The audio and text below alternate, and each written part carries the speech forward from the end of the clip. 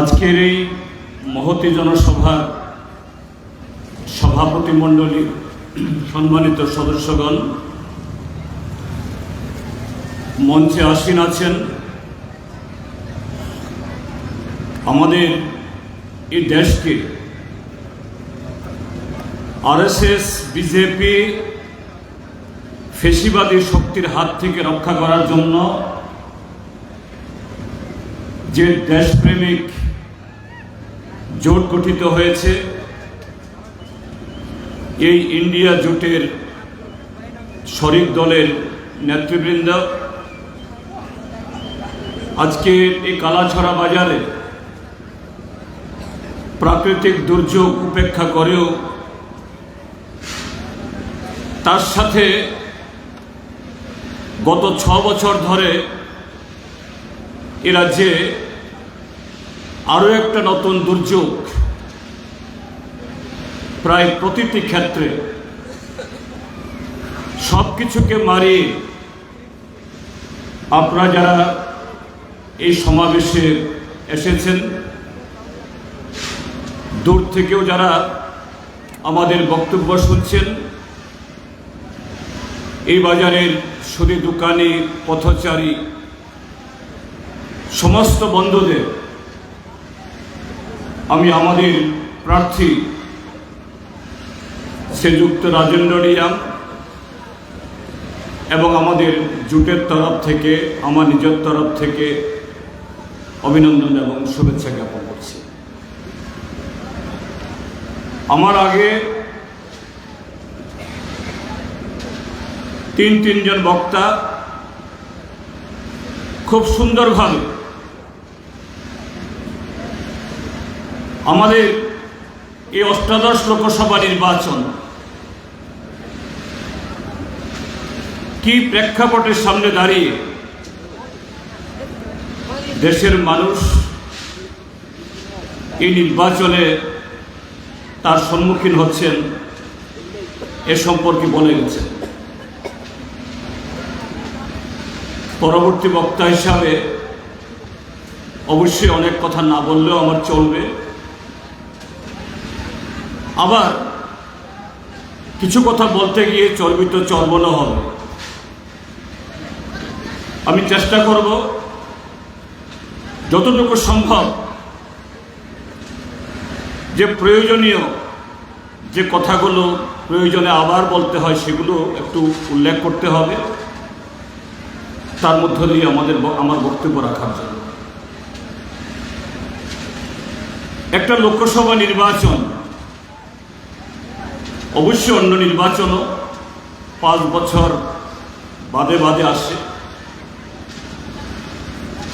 এটা নিছক আমাদের জীবনে এরকমভাবে আরো অনেক ঘটনা বছর ঘুরে বা 2 বছর 3 বছর ঘুরে আসে। মনে করুন কারোর জন্মদিন, কোনো প্রতিষ্ঠানের প্রতিষ্ঠাবার্ষিকী বা কোনো উৎসব, এই সমস্ত ঘটনাবলী বলে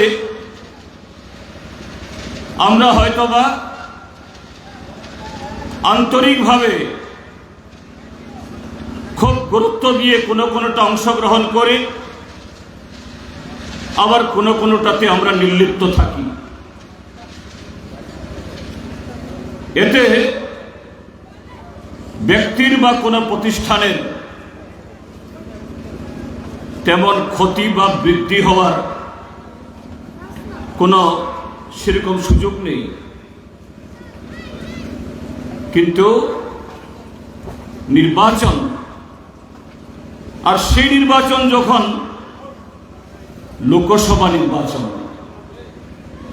এই নির্বাচনের মাধ্যমে আগামী 5 বছর দেশের 140 কোটি মানুষের যারা ভাগ্য নির্বাচিত করব, আর সেই 5 বছরে যদি নির্বাচন করার পরও আমাদের সুচিন্তিত ভোটের মধ্য দিয়ে তা যদি সঠিক না হয় তার নেতিবাচক প্রভাব আরো 50-100 বছরও আমাদের ভোগ করতে হতে পারে। কাজেই লোকসভা নির্বাচন এটা 5 বছর পরে ঘুরে এসেছে, একটা ভোট দিতে হবে। আগামী 26 তারিখ ঘুম থেকে উঠে দেখা যাক কার কথা মনে আসে, কোন চিহ্নে আমি দিয়ে দেব। এইভাবে ভোট দেওয়ার, এইভাবে আমাদের এই অধিকার প্রয়োগ করার এটা বিষয় নয়। তাহলে যদি আমরা তার গুরুত্ব না দিই তাহলে তার ক্ষতি শুধু ব্যাপক না, সুদূর প্রসারী হবে। এখন এই নির্বাচনে আমাদের দেশে এখন অবধি বহুদলীয় গণতান্ত্রিক ব্যবস্থা আছে। আমি এখন অবধি বলছি এই কারণে যে আগামী দিন এই বহুদলীয় গণতান্ত্রিক ব্যবস্থা এটা থাকবে কিনা, এটা অত্যন্ত হুমকির সামনে এসে পড়েছে। এটাকে বোঝার জন্য আমাদের গুরুতর রাজনৈতিক পণ্ডিত হওয়া দরকার নেই। স্বাভাবিক দেশের 140 কোটি মানুষ, খেটে খাওয়া মানুষ, বেশিরভাগ মানুষকেই দৈনন্দিন সংসারের তার ঘানি টানতে টানতে তার রাজনীতি নিয়ে এরকমভাবে চিন্তা ভাবনা করার অবকাশ কজনেরই বা থাকে। কিন্তু তার মধ্যেও আমাদের দেশের সাধারণ মানুষ এবং এই ত্রিপুরাজ্যের মানুষ, আমরা সেই হুমকি, সেই ষড়যন্ত্র, আগামী দিনের জন্য সেই চোখ রাঙানি আমরা গত 6 বছর ধরে ত্রিপুরাজ্যের মধ্যে আমরা প্রত্যক্ষ করে চলেছি। বন্ধুরা, আপনারা যারা এই কালাছড়া, বাগপাশা বা অন্যান্য এলাকার মানুষ, গত 6 বছর আমাদের অভিজ্ঞতা কি বলে? আমাদের দেশে এই জাতীয় নির্বাচন শুরু হয়েছে সে 1952 ইংরেজিতে, এবং অতীতে ভারতীয় জনতা পার্টি আসার আগে আরো 16টা নির্বাচন হয়েছে। ত্রিপুরা বিধানসভাও 1972 ইংরেজিতে পূর্ণরাজ্য হওয়ার পর এবার 13শ বিধানসভা আমরা গঠন করেছি। আমাদের রাজ্যে কখনো কমিউনিস্টরা নির্বাচিত হয়েছে, কখনো কংগ্রেস নির্বাচিত হয়েছে, রাজ্যে কখনো কংগ্রেস সরকার গঠিত হয়েছিল, কখনো বামফ্রন্ট সরকারে ছিল। পঞ্চায়েত থেকে লোকসভা, কিন্তু কখনো কি আমরা প্রত্যক্ষ করেছি যে কোনো একটা দল ভোটের মাধ্যমে সাংবিধানিক নিয়মে নির্বাচিত হয়ে আসার পর যারা ক্ষমতায় আসতে পারলেন না, যারা বিরোধী দলে পরিণত হলেন, তাদের সমস্ত অধিকার, কোনো অধিকারই থাকবে না। এখন নির্বাচন কমিশন এই নির্বাচন চলাকালীন সময়তে একটা আদর্শ আচরণবিধি, মডেল কোড অফ কন্ডাক্ট চালু আছে বলেই একটু শান্তিপূর্ণভাবে আমরা বক্তারা এসে কিছু বক্তব্য রাখতে পারছি, আপনারা আলোচনা শুনতে আসতে পারছেন। বিভিন্ন বাজারে, শহরে মিছিল, মিটিং আমরা করতে পারছি। পুলিশও পারমিশন দিতে বাধ্য হচ্ছেন। পাহারাও দিচ্ছেন, এর উপরে প্রতিবন্ধকতা তৈরি করলে পরে পুলিশকে কিছু ক্ষমতাও দেখাতে হচ্ছে। পুলিশের ক্ষমতা তো সবসময় ছিল, ক্ষমতা না দেখাতে পারার কোনো কারণ নাই। কিন্তু এই মডেল কোড অফ কন্ডাক্ট নির্বাচনী আচরণবিধি চলে গেলে এই কালাছাড়াবাজেরও মিটিং করতে গেলে পরে এখানে আমরা বাইক বানলে ওদিক থেকে দুটো মাইক বেঁধে দেবে, এখানে আমরা ইনকলাব বা বন্দে মাতরম ধ্বনি দিলে ওদিক থেকে আরেকটা ধ্বনি আসবে। এই জাতীয় চিত্র এই ত্রিপুরাজ্যে কখনো দেখেছি কি আমরা অতীতে? কখনো হয়েছিল কি অতীতে? এখানে বহু বছর কংগ্রেসের সরকার ছিল, পঞ্চায়েত ছিল, বামফ্রন্টের সরকার ছিল, পঞ্চায়েত ছিল, কিন্তু এখন যেহেতু বিজেপি সরকার, শুধু বিজেপি দল যারা করে, তাদের মন্ডল অফিসে যারা হাজিরা দেয়, এরা যখন বলে তাদের যোগদান সভাতে যারা যোগদান করে, তারা ছাড়া তাদের একজন নাগরিক হিসাবে, একজন ভোটার হিসাবে তার যে সাংবিধানিক অধিকার, মানবিক অধিকার, এগুলি শাসক দলের অঙ্গুলি হেলনে সেখান থেকে তারা বঞ্চিত হবেন। আর সে বঞ্চিত হওয়ার ভয়ে, সংকোচে সমস্ত অন্যায়, সমস্ত অত্যাচার, সমস্ত নিয়ম, দুর্নীতি আচ্ছারভাবে যে ঘটছে, এটা গণতন্ত্র? আমাদের সংবিধান কি এইভাবে কোন শাসক দলকে, সেই দলের যারা অনুগত না, তাদের সমস্ত অধিকারকে এভাবে কেড়ে নেওয়া, অস্বীকার করা, প্রশাসন যন্ত্রকে ভোতা করে দিয়ে তাদের উপরে অত্যাচার চালানোর সে অধিকার দেয় না? কিন্তু ত্রিপুরা যে এটাই বলবৎ আছে গত 6টা বছর। এই জন্যই বলছি যে বহুদলীয় গণতান্ত্রিক ব্যবস্থা বা এই জাতীয় ভোট আছে এখনো, কিন্তু এটাও থাকবে কিনা এই প্রশ্নটা এবারের নির্বাচনে এটা মোক্ষম হয়ে দাঁড়িয়েছে। কাজে সেই জায়গায় আমার আগের বক্তারাও বলেছেন বারবার, কংগ্রেস কমিউনিস্টের মধ্যে আমাদের প্রতিদ্বন্দ্বিতা ছিল, কর্মসূচিগত, মতাদর্শগত পার্থক্য ছিল। কংগ্রেস তারা একটা কর্মসূচির মধ্য দিয়ে দেশের উন্নয়ন চান, জনগণের বিকাশ চান। বামপন্থীরা বলছেন যে না, আমরা এই পথে যারা সংখ্যাগরিষ্ঠ অংশের মানুষ, তাদেরকে গুরুত্ব দিয়ে বিকল্প কর্মসূচিতে আমরা বিকাশ চাই। এটা সংবিধান আমাদেরকে তার জন্য অনুমতি দেয়, কিন্তু তার জন্য সংবিধানকে অস্বীকার করা,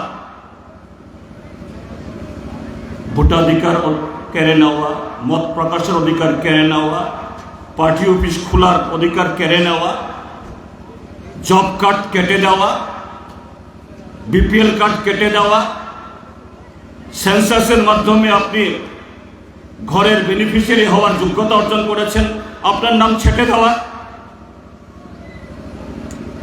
এটা তো কোনো পার্টিকে, কোনো সরকারকে আমাদের সংবিধান অনুমতি দেয়নি। কংগ্রেস কমিউনিস্ট সরকারের সময়তে এরকম ঘটনা তো হয়নি। সর্বোপরি দেশের এই সংবিধানকে, সার্বভৌমত্বকে, দেশের স্বাধীনতা সংগ্রামীদের স্বপ্নকে সাকার করার জন্য আমাদের কর্মসূচিগত পার্থক্য থাকলেও এই মৌলিক প্রশ্নে কংগ্রেস কমিউনিস্টের মধ্যে কখনো ফারাক হয়নি।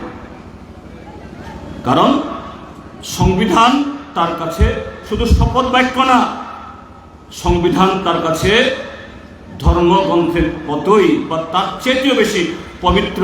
সেই পথেই দেশকে এগিয়ে নিয়ে যাওয়ার, সমৃদ্ধ করার সেই সংকল্পে আমরা দায়বদ্ধ। আর আজকে বিজেপি প্রতিটি পদে পদে সেই সংবিধানকে তার হরণ করতে চেয়েছে। কাজে এবারে নির্বাচনটা সে কারণে বিগত 17টা নির্বাচনের মতো আরেকটা নির্বাচন শুধু না, এই নির্বাচন একটা অন্যতম নির্বাচন। এই সংবিধান নামক বস্তুটি বেঁচে থাকবে না নরেন্দ্র মোদীরা আবার ক্ষমতায় এসে ওই ইতিহাস পাল্টানো, এই দেশের সমস্ত ঐতিহ্য পাল্টানোর মতো করে এই সংবিধান পাল্টিয়ে আরএসএস এর মনুস্মৃতি নির্ভর অর্থাৎ ব্রাহ্মণ্যবাদ চালিয়ে শুধু অল্প অংশের মানুষ তারাই সমস্ত অংশ মানুষের উপর ছড়িয়ে পড়াবে, এই জাতীয় সংবিধান তৈরি করবে, আমরা সে সুযোগ দেব নিশ্চিত দেশের মানুষ দিতে পারে না। এটা একটা দিক।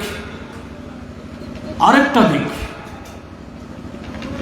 লোকসভা সর্বোচ্চ গণতান্ত্রিক বা সাংবিধানিক প্রতিষ্ঠান।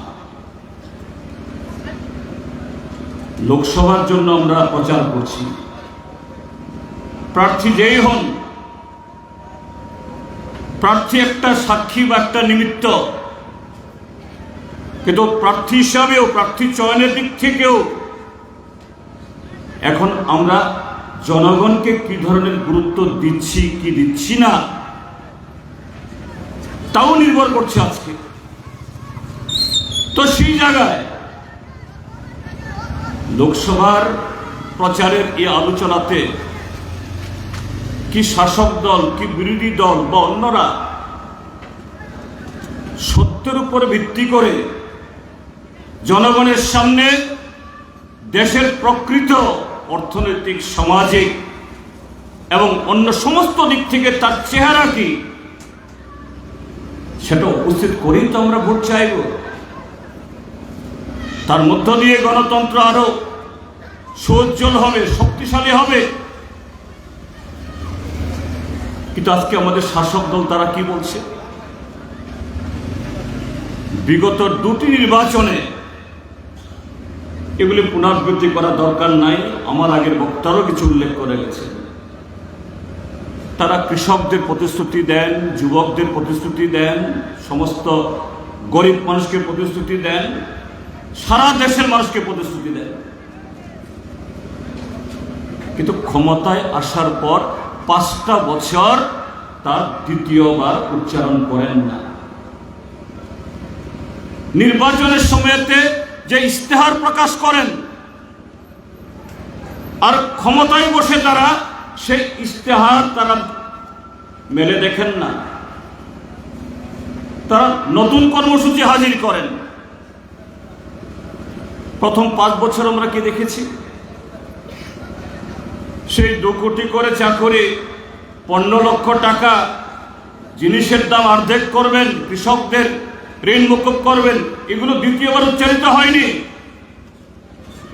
বরঞ্চ কৃষকের বিরুদ্ধে যুদ্ধ ঘোষণা করেছে, যুবকদের বিরুদ্ধে যুদ্ধ ঘোষণা করেছে, দ্রব্যমূল্যে আগুন লাগিয়েছে, পেট্রোল, ডিজেল, তেল, ডাল সমস্ত কিছুতে 2014 পর 19 পর আজকে 2024 সাল মিলিয়ে দেখুন।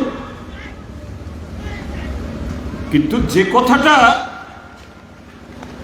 নির্বাচনের প্রচারে বলেননি, সেটা আনলো কি? 500,000 টাকার নোট বাতিল করতে হবে, ও আবার চলে আসছিল। 500,000 টাকা নোট বাতিল হলেই সমস্ত কালো টাকা উদ্ধার হয়ে গিয়ে তাদের কর্মসূচি রূপায়ণের জন্য তার অর্থ মিলবে। তো বন্ধুরা, হয়েছে কি? হয়নি, কিছুই করেনি। আবার 2019-এ নির্বাচন আসলো। 2014-এর প্রতিশ্রুতি কেন রূপায়িত হলো না তার জবাবদিহি করেনি। আবার নতুন প্রতিশ্রুতি, নতুন কথার খিলাফ। এখন দেশের মানুষের সামনে আবার বলছে আমরা গ্যারান্টি, মোদি গ্যারান্টি।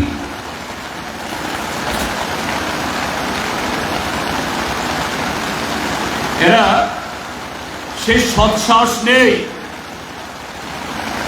আমরা কৃষকের কাছে গ্যারান্টি দিচ্ছে, যুবকদেরকে গ্যারান্টি দিচ্ছে, দেশের গ্রামীণ বা শহরে পরিবারকে গ্যারান্টি দিচ্ছে, দেশের শ্রমিকদের সামনে গ্যারান্টি দিচ্ছে। শ্রমিক, কৃষক, যুবক এই শব্দগুলি উচ্চারণ করার সৎ সাহস নেই, নৈতিক সাহস নেই, মরদ নেই। এখন কি বলছেন? মোদি কি গ্যারান্টি?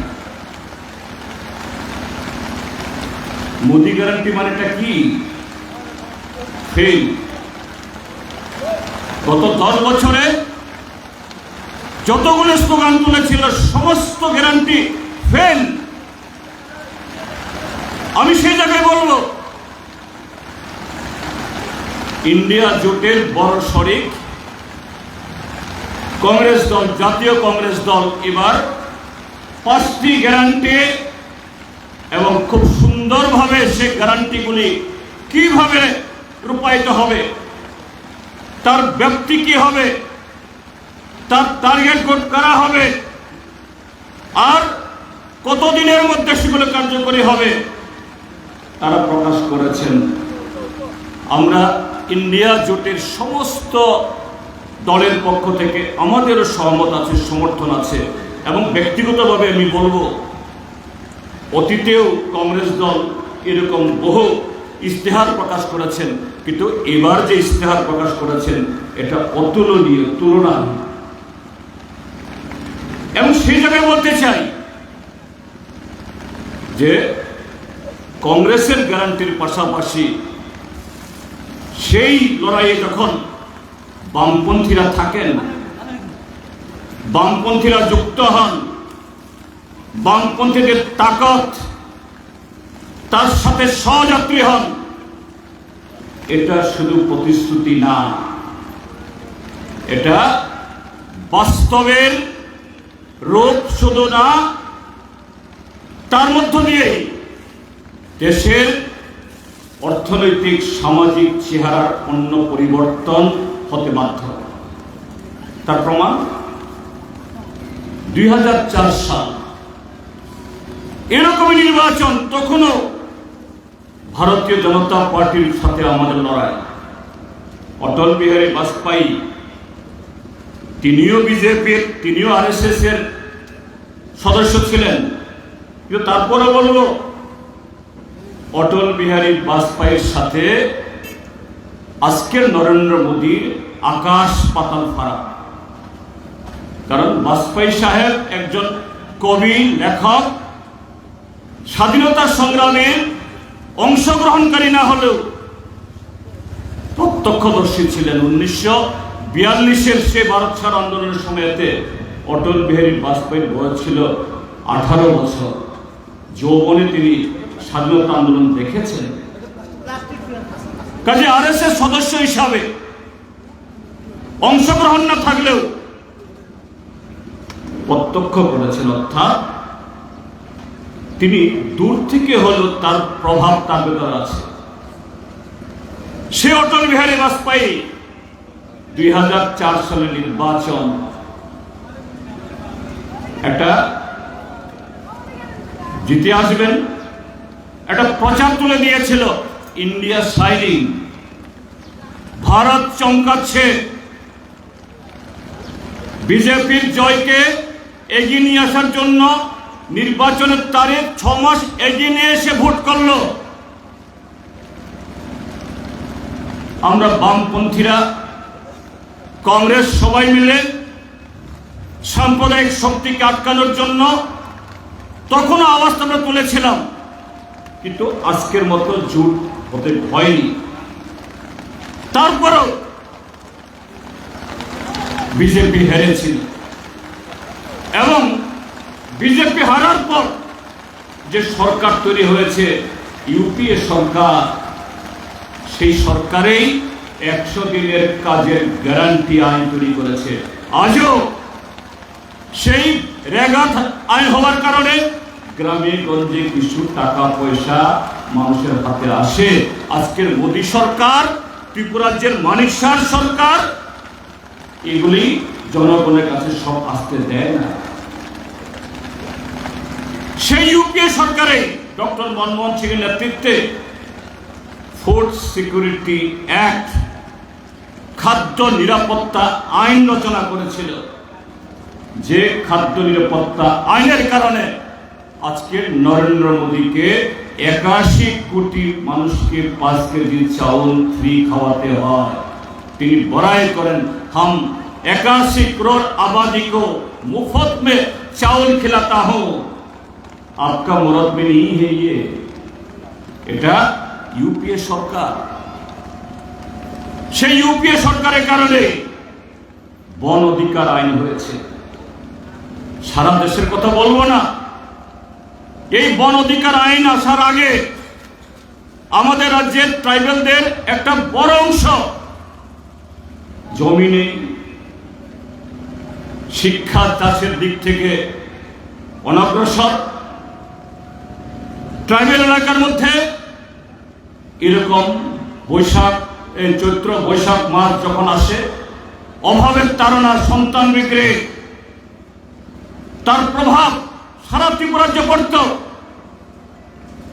কিন্তু আমাদের দেশের যে বন আইন ব্রিটিশ আমলের সময় থেকে, এই আইনে জুম চাষিদেরকে পুনর্বাসন দেওয়া যায় না, সাহায্য করা যায় না।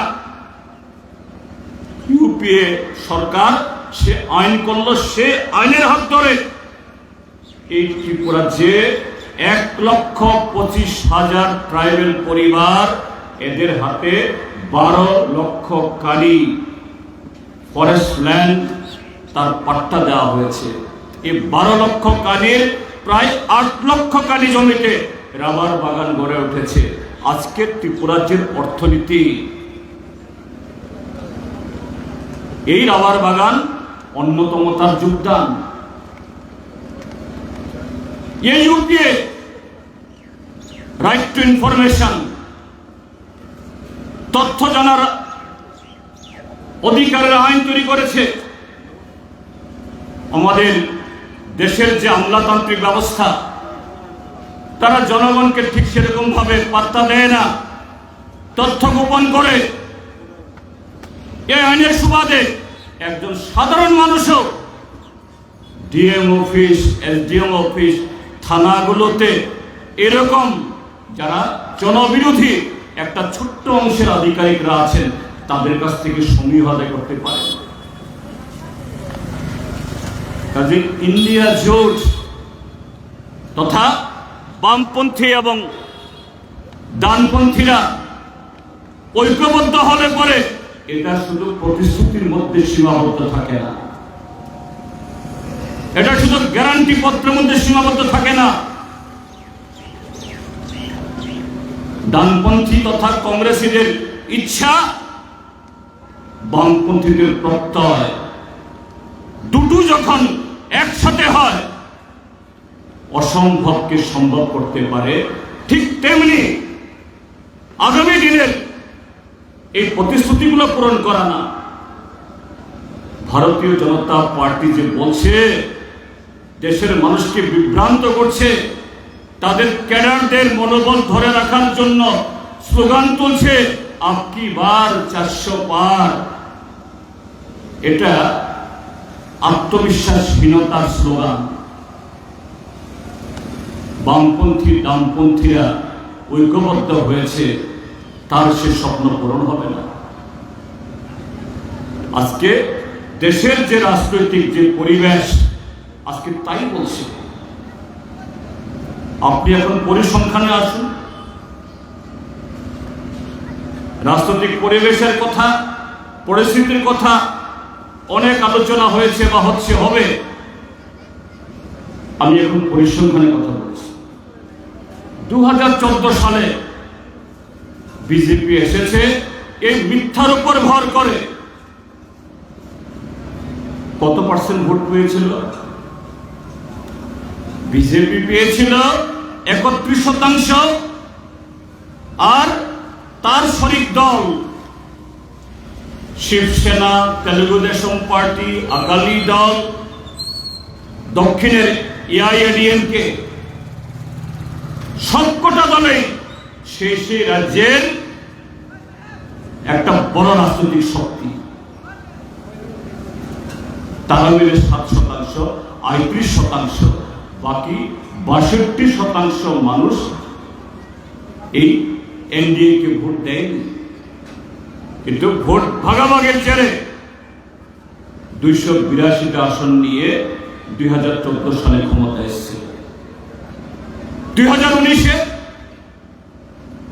পুলওয়ামা কাণ্ড ঘটিয়েছিল, আপনারা জানেন।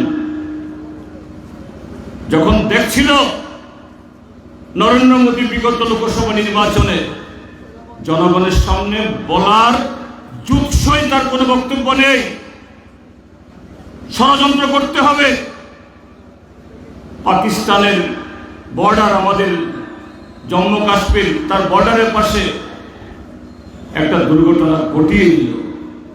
এই কথাটা নির্দ্বিধায় বলতে পারছি কারণে তৎকালীন জম্মু কাশ্মীর রাজ্যপাল সতপাল মালিক, তিনি এখনো জীবিত আছেন, তিনি বলছেন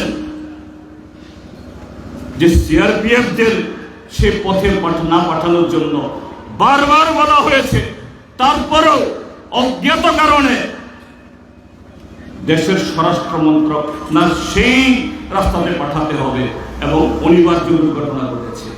তার তদন্ত রিপোর্ট আজও বের হয় না। আর দেখেছেন সেই দুর্ঘটনায় 40 জন সিআরপিএফ যখন মারা গেল, মন্ত্রীরা চলে গেলেন, ছড়িয়ে গেলেন দেশের বিভিন্ন প্রান্তে সিআরপিএফ এর ডেড বডি কাঁধে তুলে। এমনকি মহিলা মন্ত্রী স্মৃতি ইরানি, তার বাবা মার ডেড বডি তিনি বহন করবেন কিনা জানি না, কিন্তু এই মহিলাও সিআরপিএফ এর ডেড বডি নিয়ে ক্যামেরার সামনে ফটো তুলছে। পাকিস্তান মুসলমান এই জায়গায় তুলে তারপর কত পার্সেন্ট ভোট পেয়েছে? 38%। শরিকরা কত পেয়েছে? 4%। মোট 42। 58% মানুষ 1900 ভোট দেয়।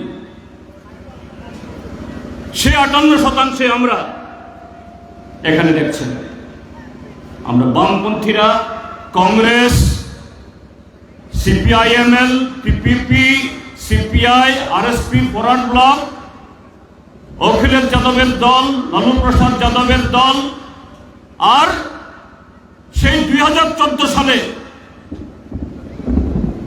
বিজেপির সাথে যারা ছিল তাদেরও অনেক দল আজকে আমাদের সাথে।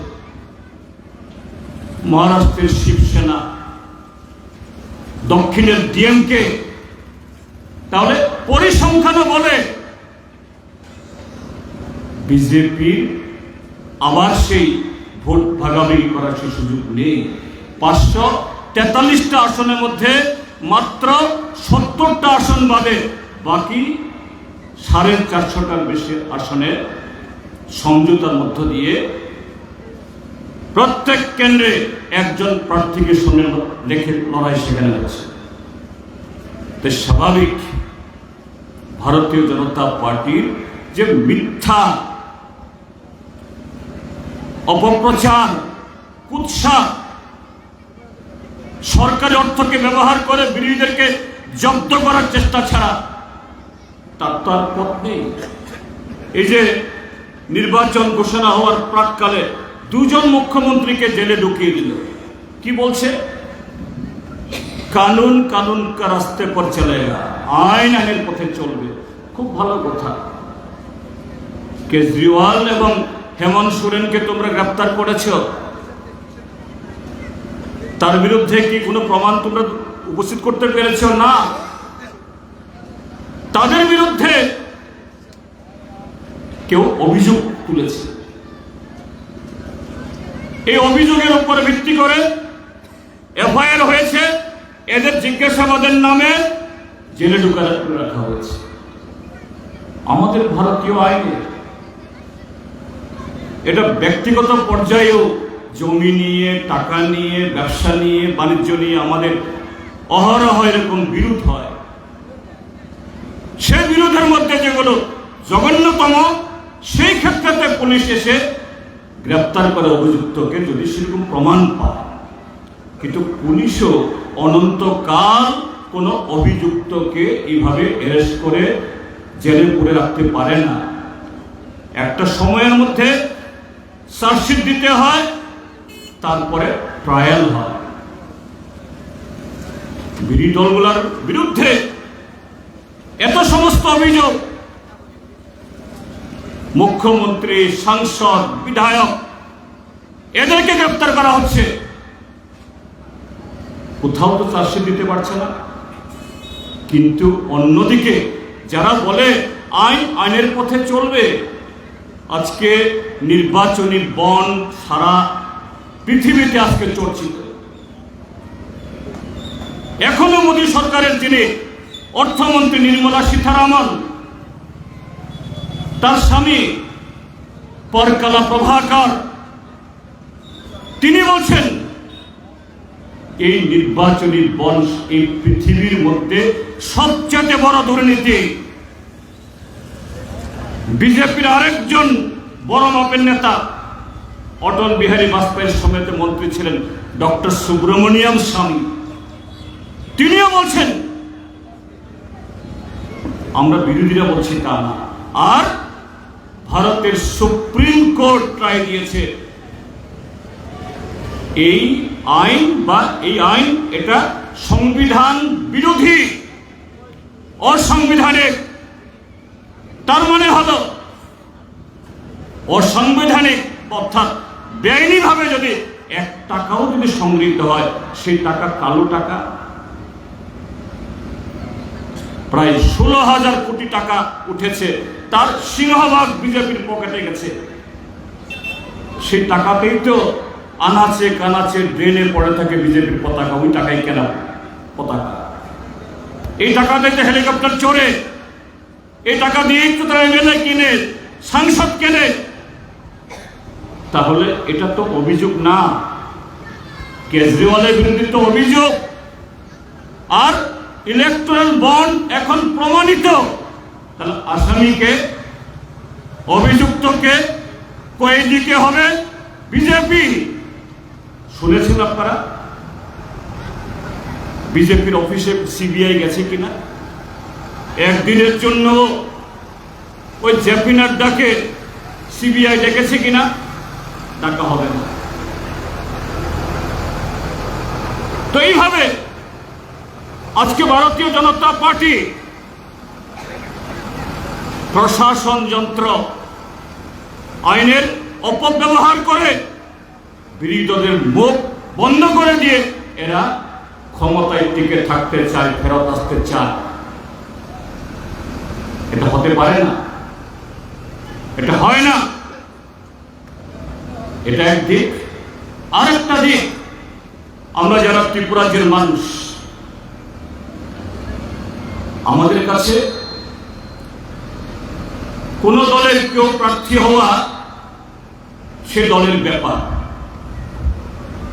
আমাদের দেশে আপনি পিয়নের চাকরি পেতে গেলে পরে, এমনকি অঙ্গনওয়াড়ির ওয়ার্কারের চাকরি পেতে গেলেও একটা নির্দিষ্ট কোয়ালিফিকেশন থাকতে লাগে, কিন্তু প্রধানমন্ত্রী হওয়ার জন্য কোয়ালিফিকেশন দরকার নেই।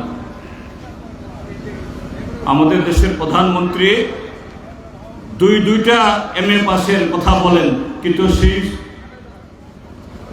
বিশ্ববিদ্যালয়ে গিয়ে পাওয়া যায় না। যাই হোক, এটা অন্য কথা। তার মানে তার জন্য তার প্রধানমন্ত্রীদের পদ চলে যাওয়ার কথা বলছি না, কিন্তু নির্বাচনে দাঁড় করানো একটা নৈতিকতা থাকতে হবে। তো সেরকম যে চরিত্রের দিক থেকেও নৈতিকতার দিক থেকেও যিনি জনগণের কাছে সত্য কথা বলেন, সেরকম নির্মল একটা কি বলে ভাবমূর্তির অধিকারী, তাকেই তো প্রার্থী করা হবে। ত্রিপুরার যে ভারতীয় জনতা পার্টি দুটি কেন্দ্রে কাকে প্রার্থী করেছে? ওইদিকে বিপ্লব কুমার দেব, হ্যাঁ লম্বা চূড়া, শরীর যেমন লম্বা চূড়া, কথাও বলেন লম্বা চূড়া আমাপা।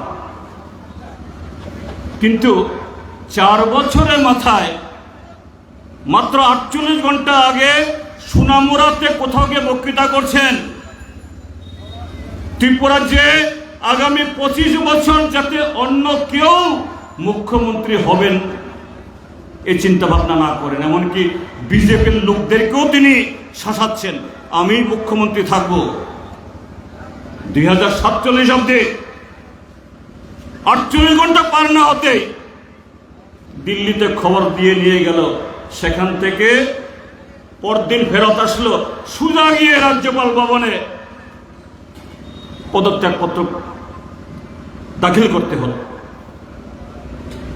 বিজেপি দলের কাকে সরাবেন না সরাবেন, দলের যদি নেতা হয়, জনগণের বা আমাদের কোনো বক্তব্য নেই।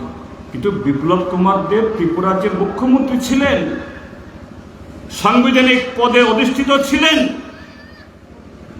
তাকে এইভাবে আনসিরিমোনিয়াসলি কোনো ধরনের যে মানে আনুষ্ঠানিকতা না করে একেবারে গলা ধাক্কা দিয়ে বিদায় করা, জনগণের জানার অধিকার আছে তো?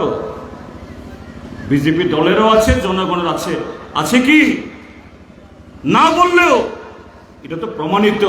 তাহলে এটা গুরুতর কোনো অন্যায় তিনি করেছেন, কোনো অপরাধী, আর সেই অপরাধীকে নিয়ে এসে তুমি আবার প্রার্থী করেছ।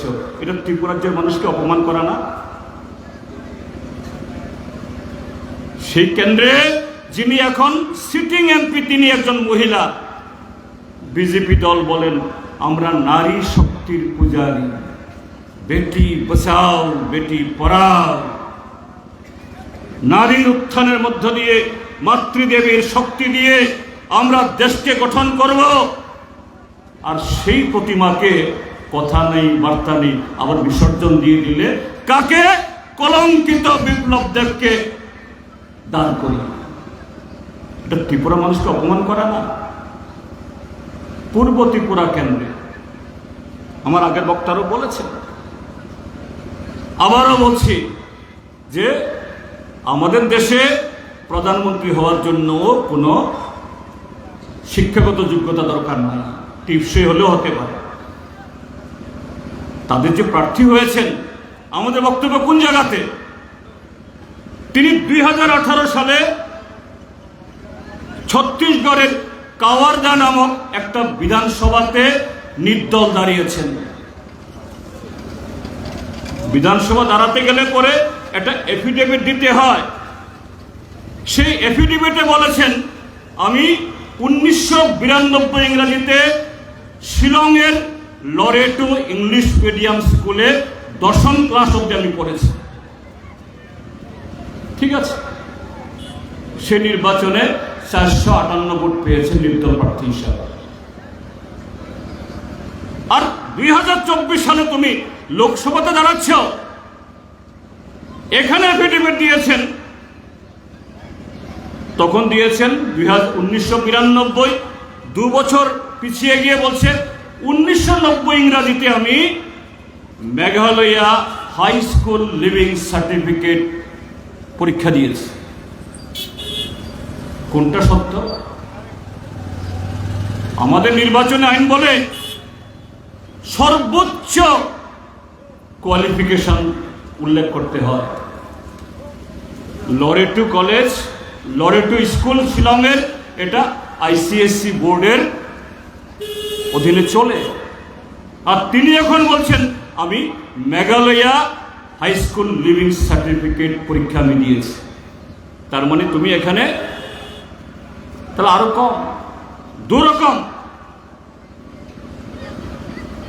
আমাদের আইনে যারা অ্যাফিডেভিটে এরকম ভুল তথ্য দিয়ে পাশ করলেও তাদের সার্টিফিকেট বাতিল হয় আইনগতভাবে। আমরা এখন এগুলো আনছি না, রাজনৈতিক লড়াইটা আমরা করি। রাজনৈতিক লড়াইয়ের পর যদি আইনগত লড়াই প্রয়োজন হয় সেটাও করব আমরা। তাহলে ভারতীয় জনতা পার্টি দুটি কেন্দ্রে কাকে প্রার্থী করছেন? একজন হলো কলঙ্কিত অপদার্থ হিসাবে যাকে গদি থেকে নামিয়ে দেওয়া হয়েছিল তাকে, আরেক দিকে হলো একজন যিনি এফিডেভিট করেন, ভুল তথ্য দেন, ত্রিপুরার মানুষকে সত্য কথা বলেন না। আর কোন দলের প্রতিনিধি? ত্রিপুরামথার দাবি কি এটা আমরা সবাই জানি, কিন্তু একটা কথা ত্রিপুরাসাদের কাছে বা ত্রিপুরীদের কাছে কি বলে, আমরা ত্রিপুরী জাতির আইডেন্টিটি, তার ভাষা, তার সংস্কৃতি, তার ঐতিহ্য, তার ইতিহাস, তার পরম্পরা তুলে ধরার জন্য আমাদের লড়াই। কৃতি দেবী সিং ওখানে গিয়ে ছত্তিশগড়ে গিয়ে তিনি দেববর্মা বিসর্জন দিয়ে কৃতি দেবী সিং, আবার যখন ত্রিপুরা ফেরত আসলো ওই দেববর্মা তুলে নিয়ে এখন আবার লিখিয়েছেন কৃতি দেবী সিংকে বিসর্জন দিয়ে আবার দেববর্মান হয়েছেন। আবার তিনি ত্রিপুরাজ্যের, ত্রিপুরীদের তো দূরে থাক, এই ত্রিপুরাজ্যের ঐতিহ্য সংস্কৃতি সম্পর্কে বলতে পারবেন কিছু? কেন আমরা সাংসদ নির্বাচন করি, কেন আমরা বিধায়ক নির্বাচন করি, এমনকি আমরা পঞ্চায়েতের কেন আমরা মেম্বার নির্বাচন কাকে করি? যারা জনগণের সুখ দুঃখকে যারা তুলে ধরবেন, মানুষের জীবন যুদ্ধকে তুলে ধরবেন, যে সমস্ত ব্যক্তিদের ত্রিপুরার সম্পর্কে কোনো লয় নেই, ত্রিপুরার ইতিহাস জানে না, ভূগোল জানে না, জল হাওয়ার গন্ধ সম্পর্কে কোনো অভিজ্ঞতা নেই, তারা ত্রিপুরার যে প্রতিনিধিত্ব করতে পারে। কাজী বন্ধুরা, এই কারণে বলছি আমি শুরুতে, এই নির্বাচনটা এটা 5 বছর শেষে একটা ভোট আসলো দিয়ে দিলাম, এইভাবে দেবেন না। এই ভোটের মধ্য দিয়ে দেশের, রাজ্যের, আপনার, আমাদের পরিবারের, আমাদের বংশধরদের আগামী ভবিষ্যৎ তার মধ্য দিয়ে চিহ্নিত হবে। সে ভবিষ্যৎ কণ্টকিত হবে না, উজ্জ্বল হবে। সে ভবিষ্যৎ সুরক্ষিত হবে না তাদের এই ফেসিবাদী সাম্প্রদায়িক এবং কর্পোরেট দূষণ নীতির জাতাকলে পরে সর্বশান্ত হয়ে আমরা যাব, আমরা হতে যেতে পারি না। কাজে ধর্মনগরের মানুষকে, বাগপাশা বিধানসভা কেন্দ্রের মানুষকে, গত বিধানসভা ভোটে ভুল হয়েছে, সে ভুলের খেসারত কিভাবে আমরা দিচ্ছে দেখছেন। এই নির্বাচনে সে ভুল করবেন না। আমাদের প্রার্থী রাজেন্দ্র রিয়াংকে কাছি হাতরা তারকা চিহ্নে বিপুল ভোটে ভোট দিয়ে জয়যুক্ত করার মধ্য দিয়ে, এটা শুধু কোনো একটা প্রার্থীকে জয়যুক্ত করা না, দেশকে মজবুত করা, সংবিধানকে মজবুত করা, আমাদের ভবিষ্যৎকে উজ্জ্বল করার এই শপথ নিন, এই আশা ব্যক্ত করে আবারও সবাইকে নমস্কার, অভিনন্দন, শুভেচ্ছা এবং আদাব জানিয়ে আমার বক্তব্য শেষ করছি। ইনকালাব জিন্দাবাদ।